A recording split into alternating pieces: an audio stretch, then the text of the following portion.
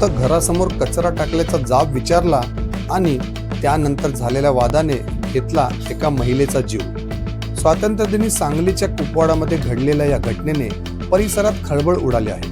नेमकं त्या सकाळी काय घडलं आणि पोलिसांनी आरोपीला किती वेळात पकडलं पाहूया सविस्तर।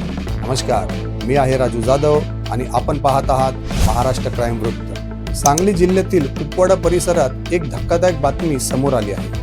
15 ऑगस्टच्या सकाळी कुपवाडामधील विघ्नहर्ता शांती कॉलनी चाणक्य चौक परिसरात कचरा टाकण्याच्या कारणावरून शेजाऱ्यांमध्ये वाद झाला। या वादाचं रूपांतर पुढे गंभीर हल्ल्यात झालं आणि या घटनेत मनीषा मोहन केसरेकर वय 35 यांचा मृत्यू झाला, तर त्यांचे पती मोहन केसरेकर वय 45 हे गंभीर जखमी झाले आहेत। मिळालेल्या माहितीनुसार सकाळी सुमारे 6 वाजण्याच्या सुमारास मनीषा केसरेकर घराबाहेर होत्या। यावेळी घरामागील रस्त्यावर कचरा टाकल्याचा प्रकार त्यांच्या निदर्शनास आला। त्यावरून त्यांनी शेजारी राहणाऱ्या फरीद अब्दुल शेख वय 52 यांना जाब विचारला। याच मुद्द्यावरून दोघांमध्ये वाद सुरू झाला। वाद वाढत असताना मनीषा यांचे पती मोहन यांनी मध्यस्थी करण्याचा प्रयत्न केला, मात्र परिस्थिती नियंत्रणाबाहेर गेली आणि हल्ल्याची घटना घडली।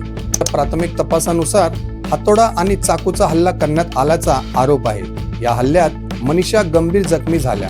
त्यांना उपचारासाठी रुग्णालयात दाखल करण्यात आलं, मात्र उपचारादरम्यान त्यांचा मृत्यू झाला। दुसरीकडे त्यांचे पती मोहन हे देखील गंभीर जखमी झाले असून त्यांच्यावर रुग्णालयात उपचार सुरू आहेत। घटनेची माहिती मिळताच कुपवाडा पोलीस आणि सांगली स्थानिक गुन्हे अन्वेषण शाखेच्या पथकाने तपास सुरू केला।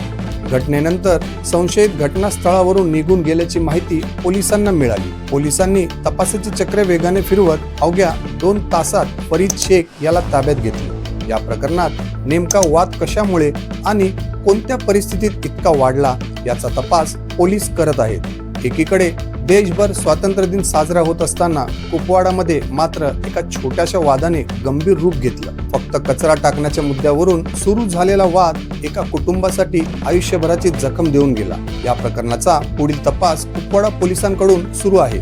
अशाच महत्त्वाच्या आणि क्राईम न्यूजसाठी महाराष्ट्र क्राईम न्यूजला सबस्क्राईब करा आणि ही बातमी जास्तीत जास्त लोकांपर्यंत पोहोचवा। धन्यवाद।